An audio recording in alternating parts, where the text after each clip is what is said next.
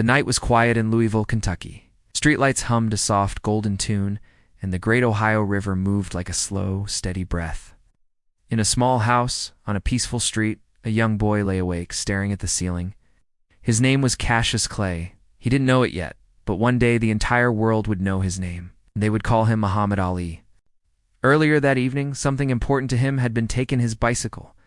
The unfairness of it stung, and he felt small, a little angry, and very awake. But instead of letting sadness or frustration pull him into sleep, a single, clear thought began to form in his mind, growing stronger with each quiet moment. Not the loud, angry kind of strength that shouts and breaks things. He imagined a different kind of strength, a quiet, deep strength that could last. The kind that bends but never breaks. The kind that endures. Years passed like the gentle turning of pages in a well-loved book. The boy, Cassius, grew taller, faster, stronger. Each morning, before the city of Louisville had fully woken up, before the first birds began their songs, he was already out, running through the quiet, sleeping streets. His footsteps made a soft, rhythmic beat on the pavement, a sound that matched his breathing. In, out, steady. He felt his lungs fill with the cool morning air, and with every exhale he felt a little more determined. This became his routine, his secret conversation with the dawn. When other kids his age were sleeping in, he was training. When they were playing games, he was practicing his footwork, his jabs, his rhythm. When others around him expressed doubt, whispering that his dreams were too big, he learned to listen to a different voice, the one inside himself that simply said, "I believe." And slowly, patiently, with thousands of small steps, the boy from Louisville became a champion. The quiet training rooms of his youth were replaced by giant stadiums under bright, hot lights.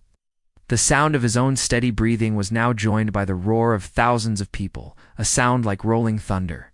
In arenas across the world, he stepped into the boxing ring. The crowd would chant his name, Ali. But inside the storm of noise and expectation, his mind remained a place of calm. It was just him, the rhythm of his body, and a deep, unshakable trust in all the work he had done. He moved differently than other fighters. He didn't just rush forward with brute force, danced. He seemed to glide across the canvas, light on his feet, his movements fluid and unpredictable. He found a poetry in the sport. Float like a butterfly, sting like a bee, people heard him say. And when they watched him, the words felt completely true. It was a force of nature, a combination of grace and power that the world had never seen before. But then, one day, the world tested him in a way that had nothing to do with boxing gloves or championship belts. It was a test of his spirit, of his deepest beliefs. Ali made a choice to stand by his principles, a decision that was unpopular and misunderstood by many. It cost him almost everything he had worked for. His heavyweight title was taken away. His right to box was revoked. His voice, once celebrated for its wit and confidence, was now criticized and silenced. The noise around him grew loud and harsh. Many people thought his career was over. They said he was finished. But Ali did not give up. During those long, quiet years away from the sport he loved, he discovered that inner strength he had first wished for as a boy. He trained in silence, away from the cheering crowds and flashing cameras. He kept his body ready, but more importantly, he fortified his mind. He waited. He believed. And when the moment finally came for him to return, he was different. He was older, wiser, and calmer. Out. He stepped back into the ring, not with a desire for revenge, but with a quiet confidence that came from knowing who he was. The ultimate test came on a hot, humid night in the heart of Africa. He was facing a younger, stronger, more powerful opponent. Everyone expected him to lose. The odds were stacked impossibly high against him. But Ali had a plan that went beyond pure strength. He leaned into patience. He let his opponent throw punch after punch, absorbing the force, conserving his own energy. He listened to the sound of his own breath, just as he had on those early morning runs in Louisville. In, out, steady. He trusted himself. He trusted his endurance. He waited for the perfect moment. And when that moment came, when his opponent was tired and spent, Ali rose.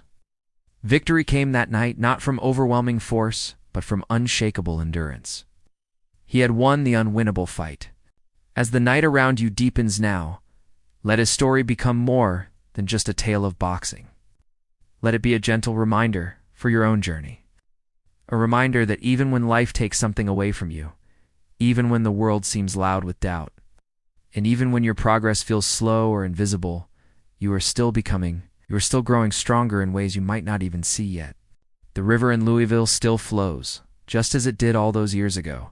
The streets still rest under the quiet glow of the lamps. And somewhere in the peaceful night air, the spirit of Muhammad Ali whispers a gentle message just for you. Rest now, let go of the day, breathe deeply, and feel the steady rhythm of your own heart. Trust in your own quiet strength. Tomorrow's a new day, and tomorrow you rise again. Good night.